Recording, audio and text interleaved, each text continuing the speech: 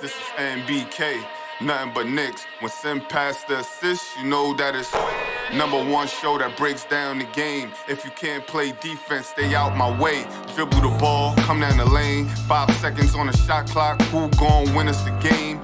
You wanna hear Nick updates and trade rumors? Postgame reviews, this the place you tune in. So tell a friend just to keep the ball moving.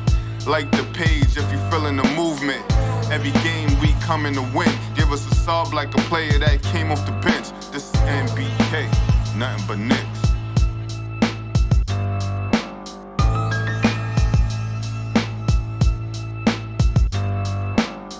Knicks family, what's poppin'? It's your boy.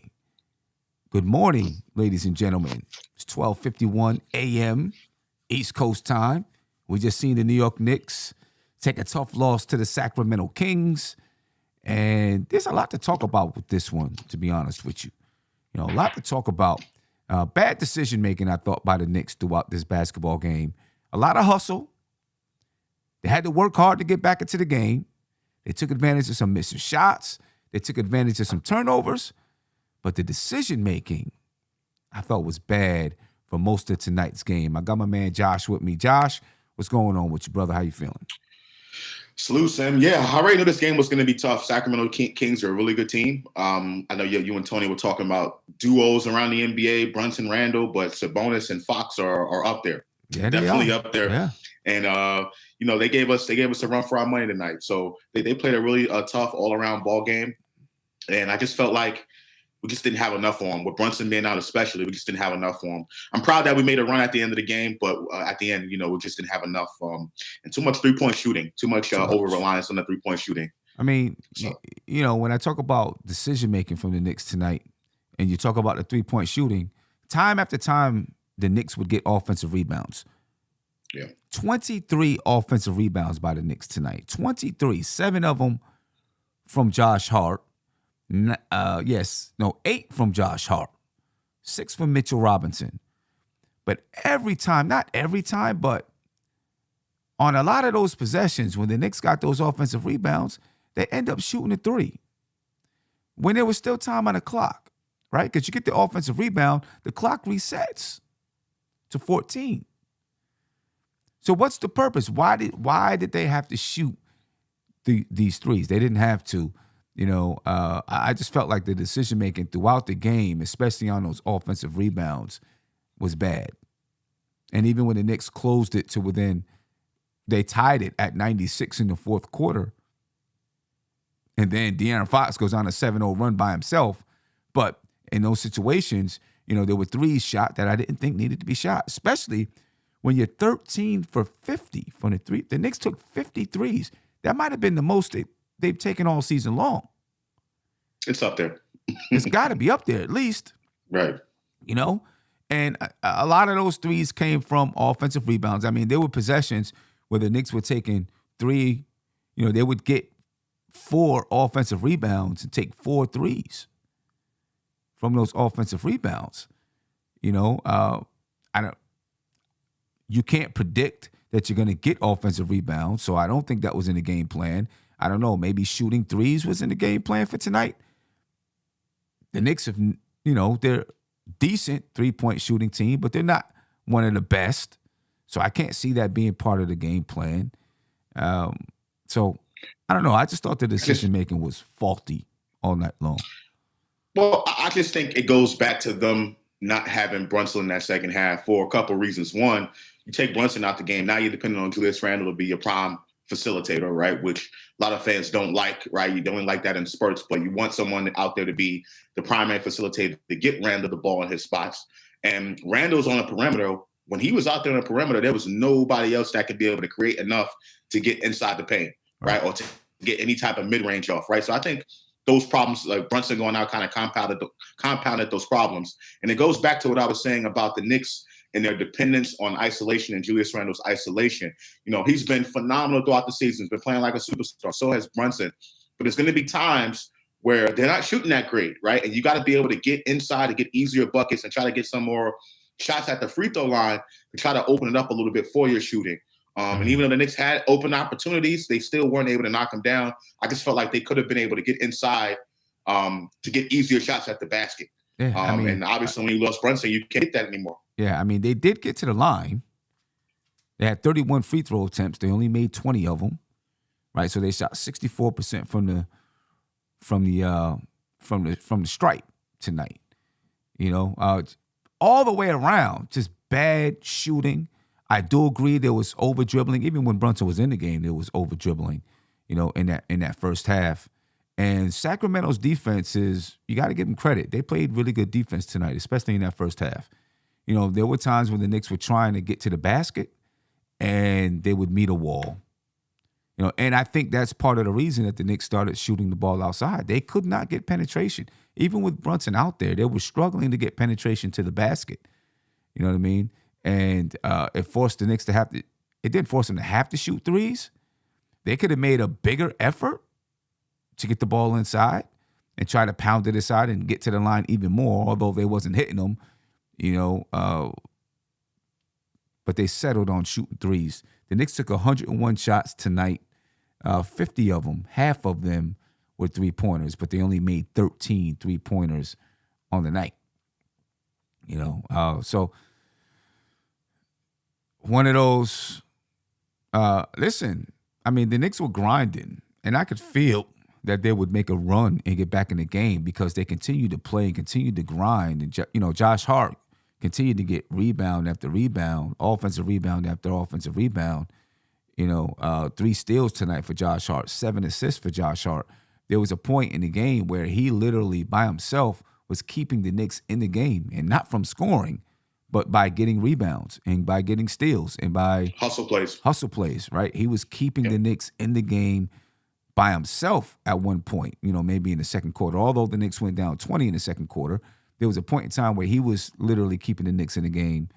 So the hustle was there. The effort was there. The shooting was just awful, dreadful for the majority of the game. They end up shooting 41.6%, but I felt like they were shooting worse than that. And at the time, they were only shooting like 30% from the field.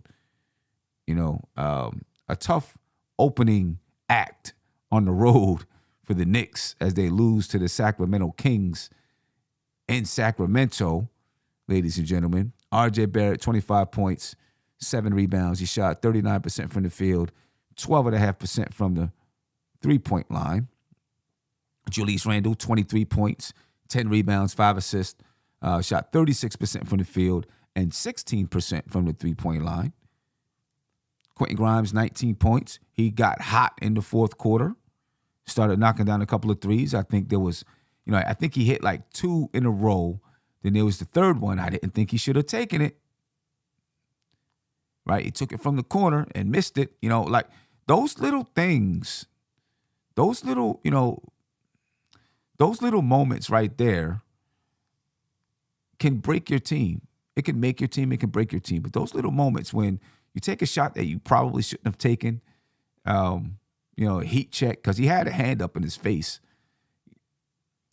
it can stop a run. You know what I mean? It can stop a run. And several times I felt like the Knicks stopped their own run from taking threes or making, a bad play, a bad pass. Quentin Grimes had a couple of them. Those are the type of plays that don't show up necessarily on the stat sheet. You have to actually watch the game and understand the flow of the game to understand that part. It shows up as a missed shot, but what you don't see is the timeliness of the missed shot. You know what I'm saying? What was happening that led to the missed shot? Was there somebody else? You don't see all of those things. You just see the missed shot at that point in time, right? Jalen Brunson had 19 points at the half.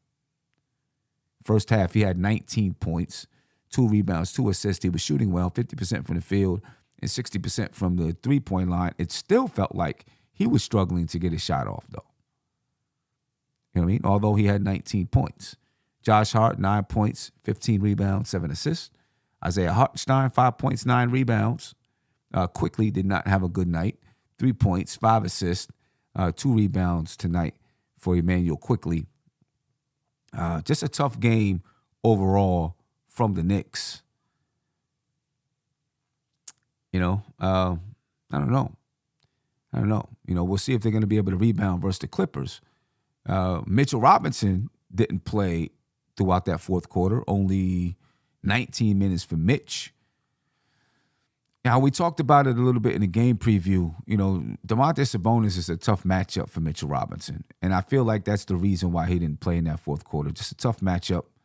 Domantas Sabonis is, he has great footwork. He's a heady player. You know what I mean? His chemistry with that entire basketball team is great, right? Great chemistry, similar to the Knicks, having great chemistry. He has great chemistry with De'Aaron Fox. De'Aaron Fox is killing. Sheesh. But great chemistry with De'Aaron Fox and everybody else that's on the team. They did a good job filling that team out, But are you concerned that Mitchell Robinson didn't play in that fourth quarter, or do you just chop it up to the matchup? I chop it up to the matchup. Domantas Sabonis is the focal point of what Sacramento's trying to do on offense, as far as he's the person with the ball in his hands running dribble handoff. It's opposite to what the Knicks normally see for the most part throughout the season. Pick and roll, balls in the guard's hands, and he's basically using that screen to carry the basketball. In Sacramento's offense, Domantas Sabonis is the one with the ball, and it's the same action. It's just that Sabonis has the ball. So I think that's a little bit different, and we really haven't seen that much this season. I don't think Mitch has either. So I think it's because of the matchup. I still think we could have used Mitchell Robinson in that second half to try to get some, second chance points inside, quick shots instead of those 3-pointers like you mentioned. But I do think it's because of the matchup that Tibbs took him out the game. Yeah, probably so. Domantas Sabonis tonight, 24 points, 13 rebounds, 10 assists. He had a triple-double tonight. He's always been a really good basketball player. Now it seems like he's found a nice little spot for him, a nice little home, at least right now.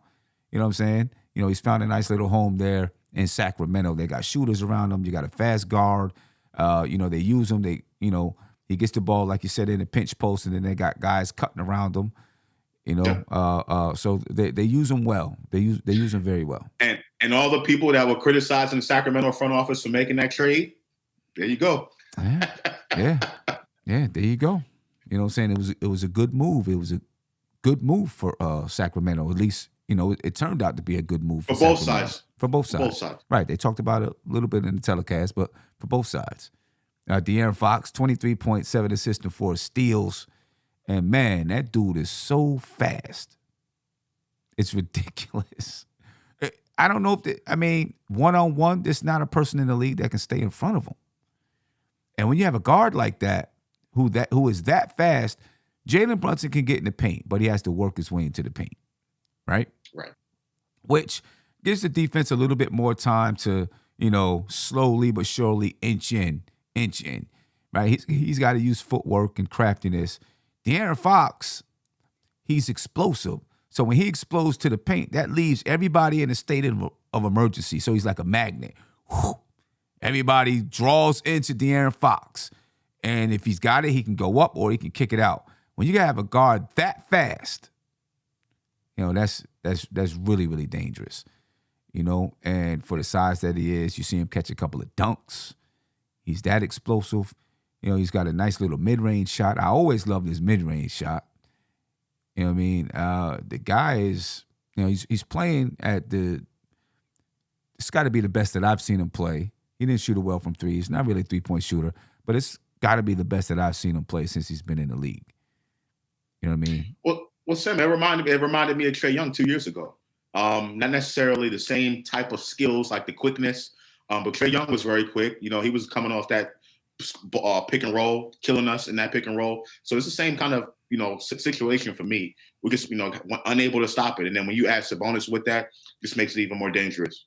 Yeah. In that two-man game that they got going. The thing with De'Aaron Fox, he's a little bit more aggressive going to the basket, I think, than, Trae Young. Trae Young is like kind of tippy-toeing, looking for the floater. He's going to make the pass.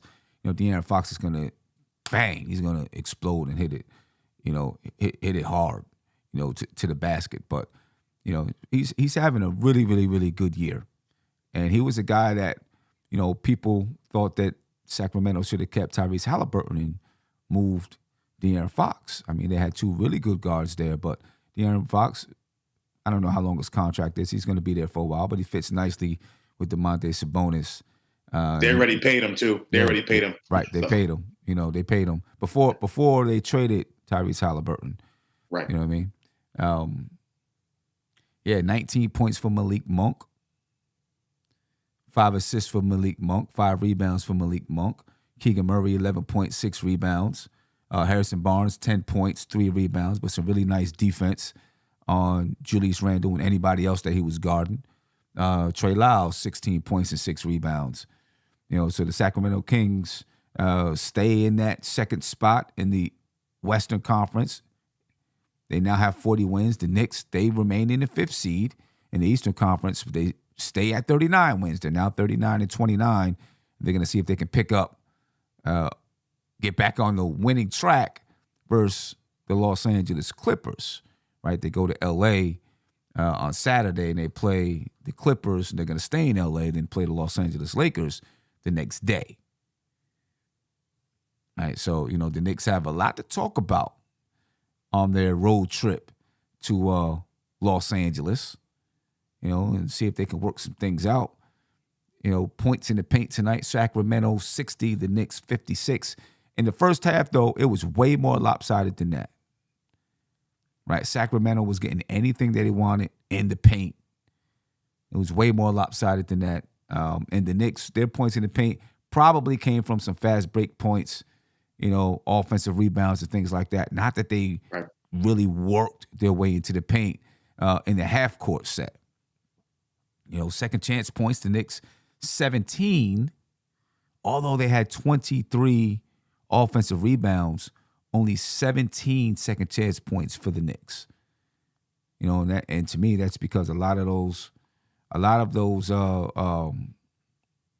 offensive rebounds got thrown away on senseless, in my opinion, 3-point shots.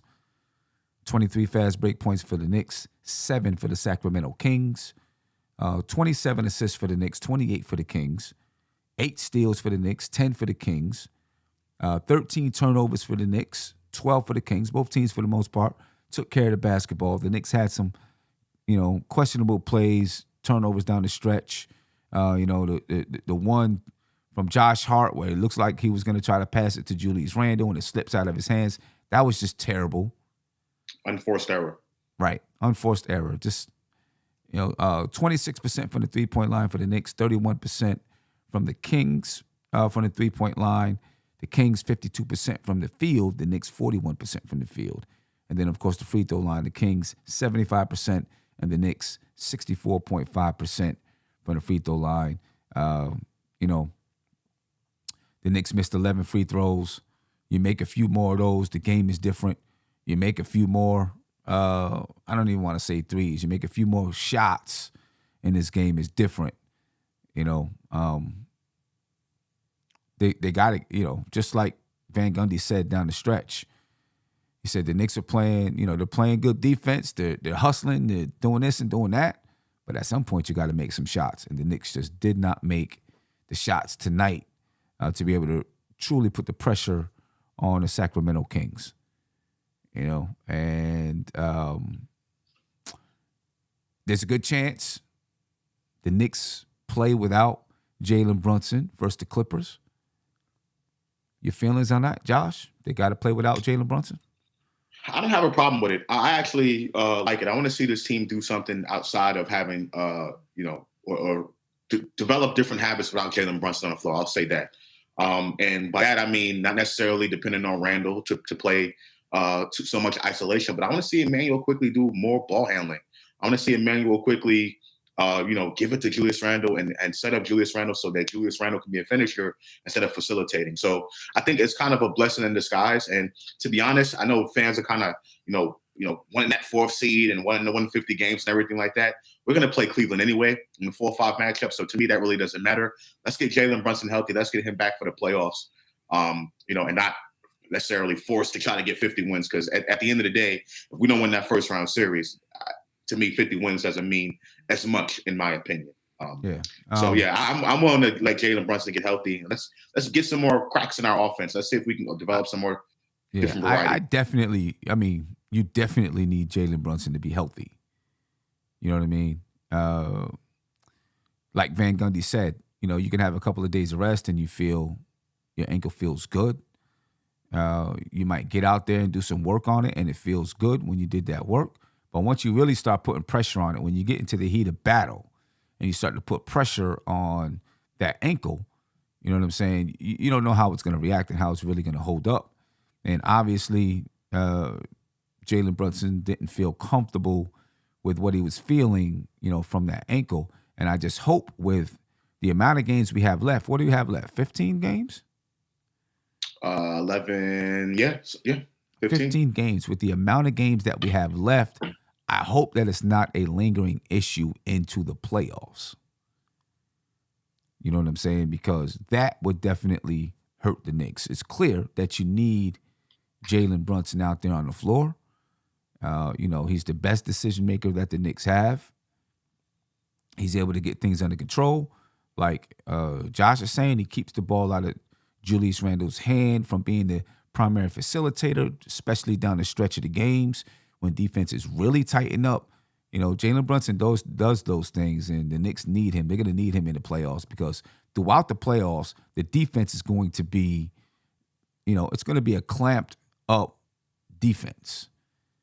And you're going to need Jalen Brunson out there. So, yes, he needs to get healthy. I do agree.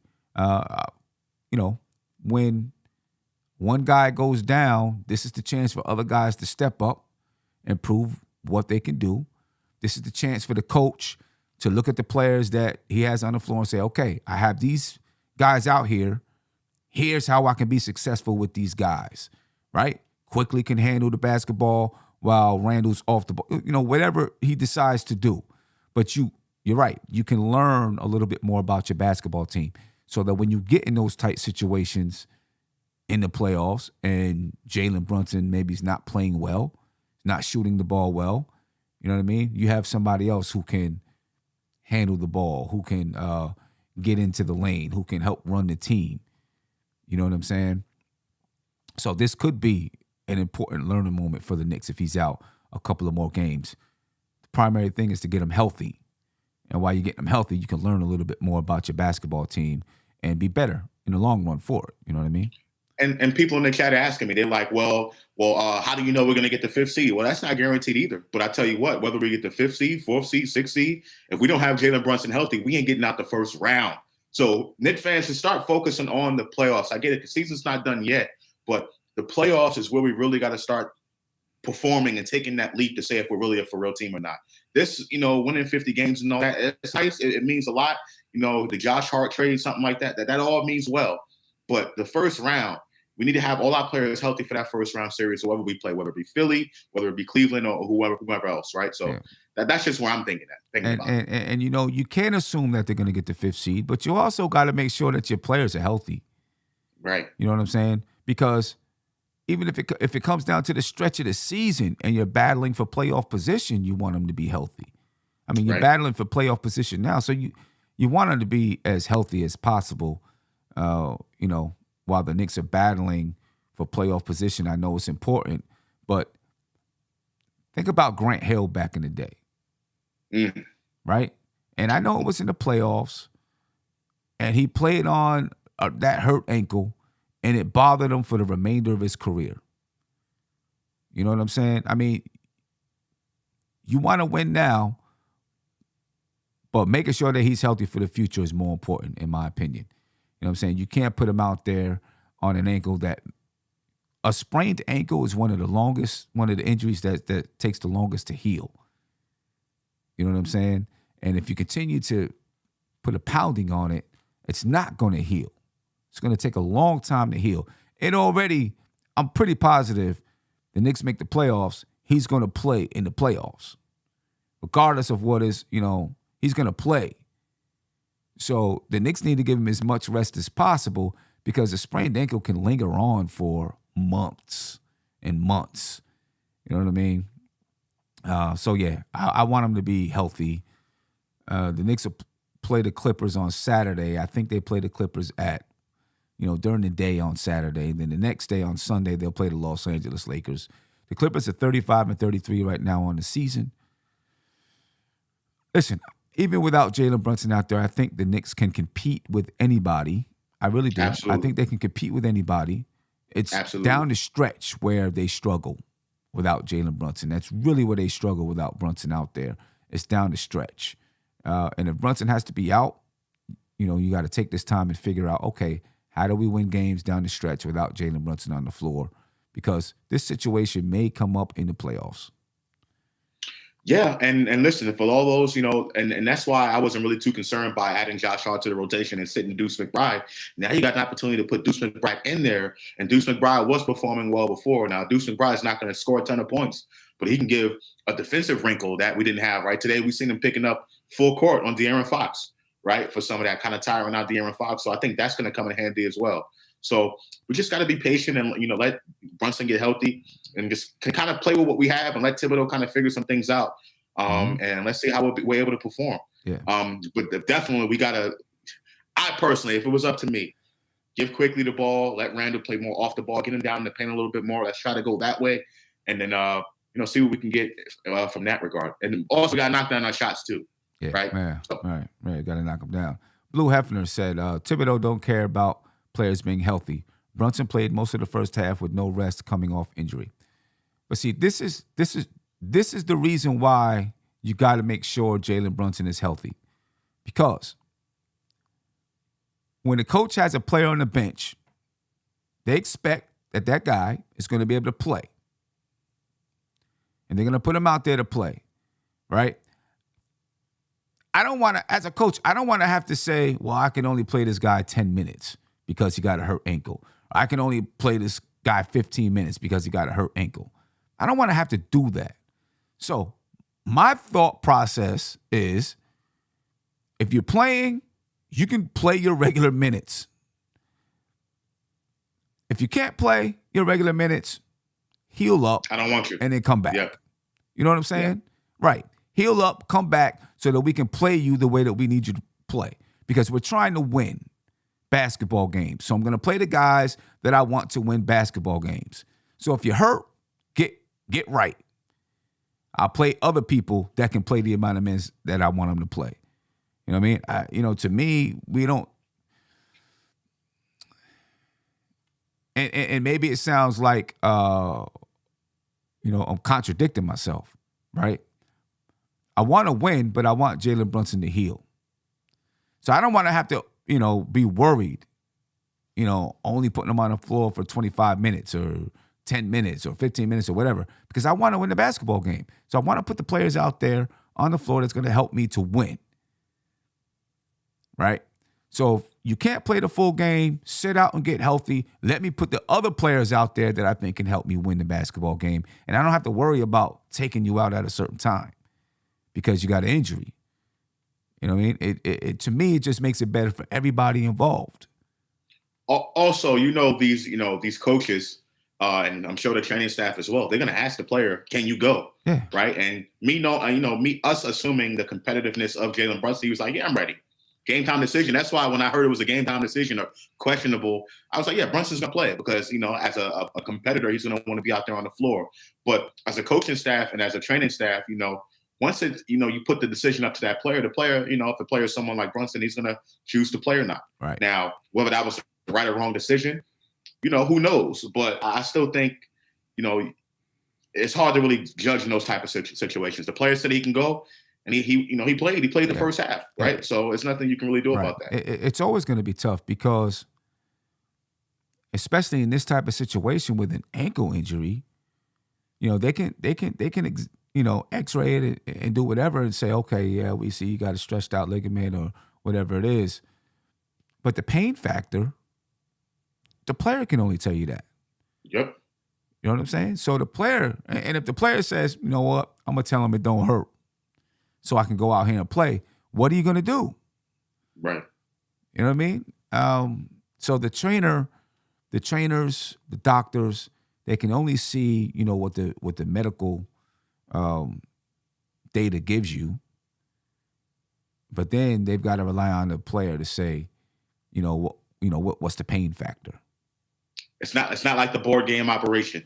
Right. Right. And that's always going to be tough. And you hope that players, would make the right decision and say, hey, you know what, I don't think I can go. It really does hurt, so on and so forth. The good thing is, they showed a video of him going back to the locker room or whatever, and he seemed to be walking good. You know what I'm saying? It doesn't seem like it was, he was limping and in a whole lot of pain. So, that's a good thing. Maybe he felt it and was like, maybe he tweaked it somewhere along the line and knew, it's not worth the chance, especially when they were down 16 points or whatever it was. Hopefully that's what it is. Right. Hopefully that's what it is. Sim, real quick. Blue Hefner said Thibodeau is horrible and terrified of Randall. I just don't understand this. He's the best player on the team. Like, I don't understand, like, what. You're not winning. The Knicks, specifically the way the Knicks run their offense, isolation heavy, and Randall's been playing like a superstar in that type of role this season. Like, you're not winning any games unless Randall can do that every single night. Whenever he's not doing that, Tibbs has to find other ways to try to help the team win, particularly without Brunson, right? So I just think this notion that, Tibbs doesn't want to tell Randall no or stuff like that, I just think that's misguided. I think it's horrible, and I think fans are just so caught up on that every time we lose. When we're winning and we're playing the same style of basketball and everyone's hitting their shots, no one has anything to complain about, right? So that's just the way the Knicks run their offense. Live with it and die with it. That's just how it goes. Yeah. Margaret Edwards said, I'm worried about Randall. He looks not interested in playing. I think Randall's disappointed in his own play tonight. You can see on several occasions where he turned the ball over or, made a play and, he's like, dropping his shoulders and slapping his legs because he made a bad play. You know what I mean? I don't think he's disinterested in playing. If that were the case, I would be concerned, without a doubt. I don't think he's disinterested in playing. I think he's just disappointed in the way that he's played and the team has played over the last couple of games. Because he hasn't had good games the last couple of games, right? Hasn't shot the ball well, turned the ball over, made, questionable decisions with the basketball. You know what I mean? Having trouble down the stretch of games without Jalen Brunson out there, getting the ball knocked away, turning the ball over, so on and so forth. So I think he's probably frustrated with himself, with his level of play right now. You know what I mean? And understands that, especially with Brunson not being on the floor, his level of play has to be pristine for the Knicks to win. Yep. Or to 100%. Give them their best chance of winning. His level of play has to really, really be good. But it's tough because now teams, really, really load up on Julius Randle, when Brunson isn't in the game because they know that he's turnover prone. Right? They know he's turnover prone, so they load up on him and try to force him into making bad plays or turning the ball over. And, you see it happening right now. The last two games, you see it happening. It's tough. It's tough. It's tough for Randall. It's tough for Randall, but this could be, depending on how the coaches use it, you got to figure out how you learn from it and get better for the next game. You know what I'm saying? You got to be able to say, all right, this is where we are. This is what's happening. How do we figure out how to fix it so that it doesn't happen? And so we get better. And then when Brunson is here, we have more tools to go into, to dip into for us to be victorious during the playoffs. So Jamie Nurse said, time to expand this rotation. Guys are getting fatigued. Play Rose and Fournier. At this point in the season, I don't think that's happening. Every time we lose, everyone's tired. Everyone's tired now. We just came off a 9-game winning streak. No one said anything about that. I just don't understand. I don't get it. I don't get it at all. Yeah. I listen, at this point in the season, you're not doing that. You're rocking with what you're doing, what you've been doing the entire season. You're not doing that right now. I don't think the guys are tired though. Right. They just had a week and a half break for the All-Star game. I don't know. How many games is this after the All-Star break? How many games has 11. it 11 games 11. after the All-Star break. I mean, if they're tired, everybody else in the league is tired too. Right? So doesn't that even the playing field? I don't think the team is tired. I think the games just get tighter. The competition gets better. You know what I'm saying? I mean, when you look at their schedule and look at who they're playing a high level of competition every time they step on the floor. That's the way their schedule is set up. So games are going to be, some games are going to be gruesome. Some games are going to be really, really tough.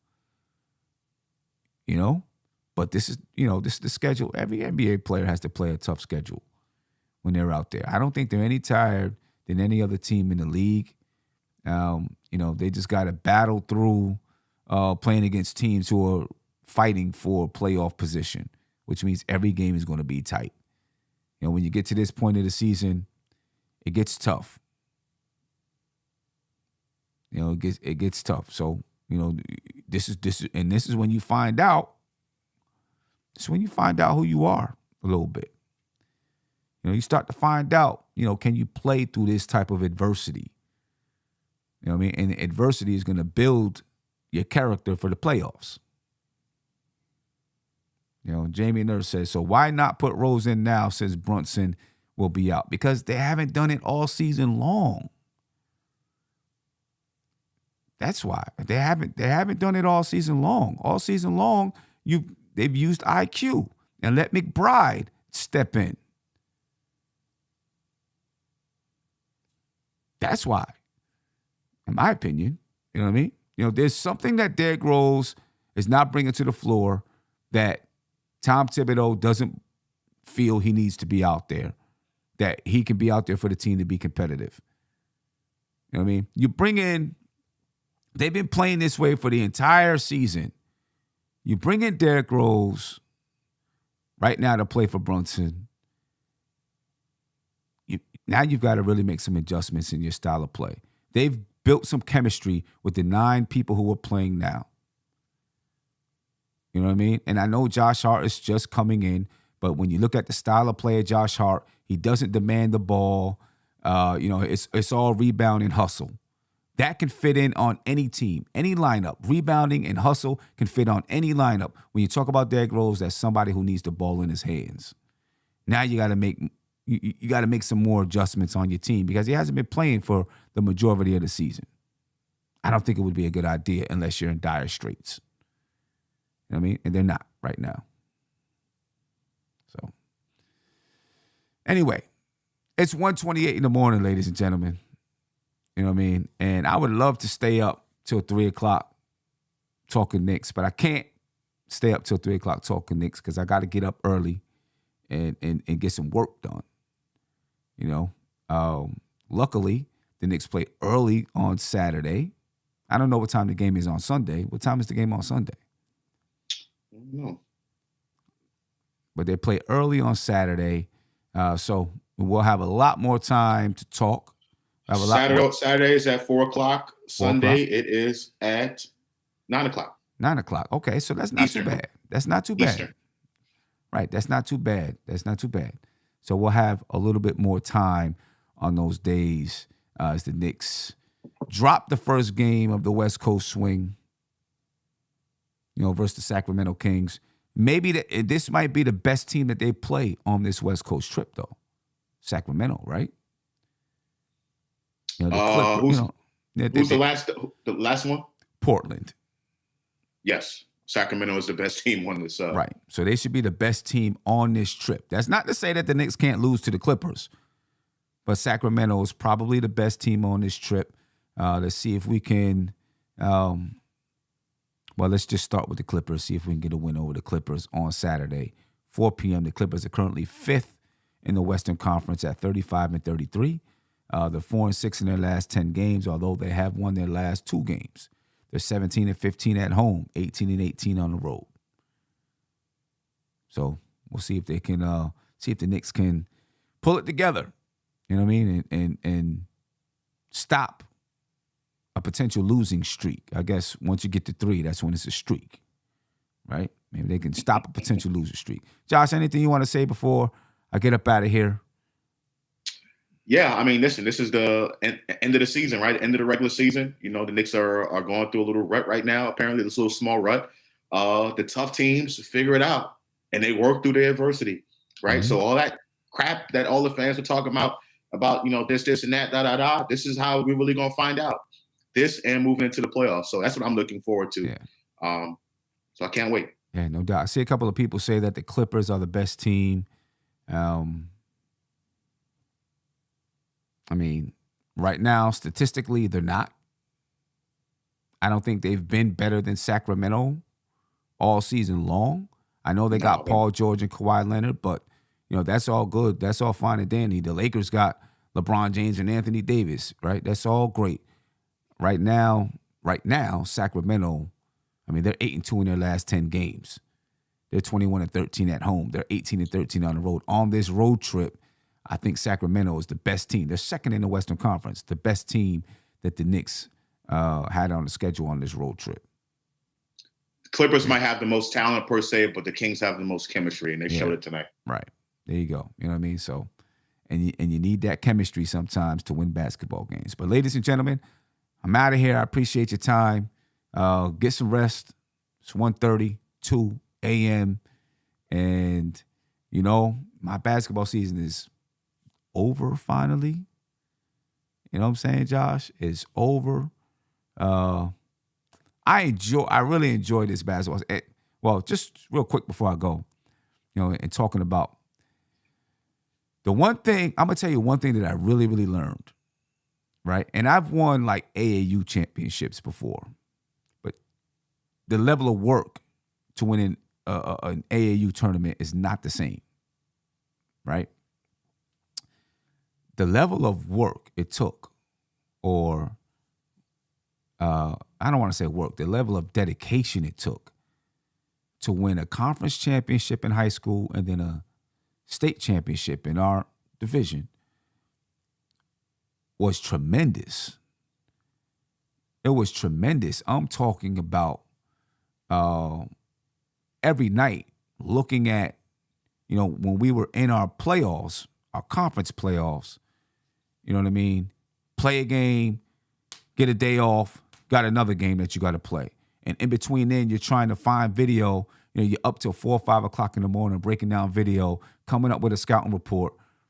And, what I did, I can't speak for other high school coaches, is I break down small clips of the opposing team to show it to my team, to show them where we can have an advantage, where they're strong, talk about the opposing team as we come up with our game plan, right?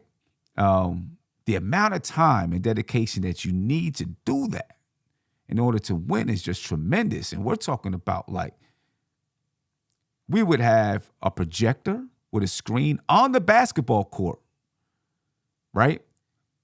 Looking at whatever schemes the other team has, and then we're on the basketball court, and then we, have people set up so that we can practice against it. And I mean, the level of dedication is crazy.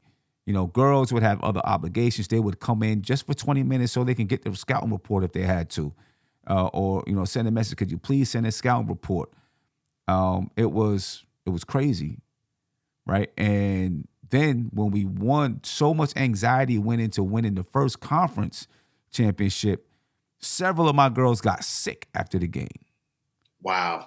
After that, after the conference championship, one of my primary players, were up in this little room watching the game that came behind us, the boys' championship game. And I could see she wasn't feeling good. Her face was pale. I asked her, "You all right?" She said, "Yeah, I'm not feeling good." Me and my assistant coach, she said, I'll be okay. We went down and grabbed something to eat. We come back up. She's sitting in the hallway in a corner with a garbage pail around next to her because she was thrown up in a garbage pail. And it was all from the anxiety of the game. You know what I'm saying? And it took our team, because 2 of our starters got hurt. One girl had a concussion, one girl tore an ACL, right? So these are 2 freshman starters. So now we had to play with some other players. And so we were down to 6 players. So the amount of energy that went into every single game to win was just tremendous. And it would take us days to recover sometimes. You know what I'm saying? And even after we won the conference championship, we took that Monday off.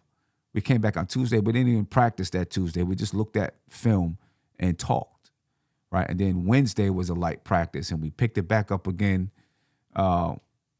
We played on Thursday, actually. We had a home game. But just to make sure that they were ready and in the right mindset, I had to, I gave them the scouting report, and then when we came back to practice, I think on Wednesday, I gave them a quiz on the scouting report just to make sure that they were in the right mindset. And then we had to do it all over again through the state championship, the same exact thing. So we're talking like 3 weeks of just crazy dedication and focus, paying attention to small details. You know what I mean? Girls were, in class, supposed to be in class doing stuff, and they're looking at videos. And, I mean, it took a tremendous amount of work. So I can't imagine what it takes to win an NBA championship and the level of dedication and focus it takes to do a 7-game series 4 times and win it. It's crazy. It really does take, an extreme amount of effort. You know what I mean? So I'm feeling good that I get a chance to relax a little bit. But then, next week we're going to be right back to it with workouts. Right back on it. Here we go. Workouts, basketball camps, stuff like that. We're right back to it. So, yeah. Big up to Sim, everybody. Appreciate it, man. Thumbs up in the chat. Thumbs up in the chat for Sim. Appreciate some love in the girl. Appreciate Congratulate him on the championship. Yeah. It's a tremendous feeling too. You know what I mean? To go throughout the season and learn all these lessons, and then you get to apply it in the last game of the season. You know what I mean? We were down 18-2. We were down 18-2 in the first quarter, and we had to climb all the way back in and end up winning the game by 5.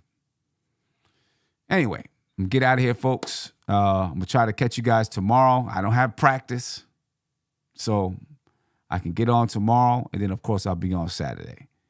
All right, so rest easy, folks. I'm out. Peace. This is NBK, nothing but Knicks. When Sim passed the assist, you know that it's #1 show that breaks down the game. If you can't play defense, stay out my way. Dribble the ball, come down the lane. 5 seconds on the shot clock, who gon' win us the game? You wanna hear Nick updates and trade rumors? Post-game reviews, this the place you tune in. So tell a friend just to keep the ball moving. Like the page if you feeling the movement. Every game we coming to win. Give us a sub like a player that came off the bench. This is NBK, nothing but Nick.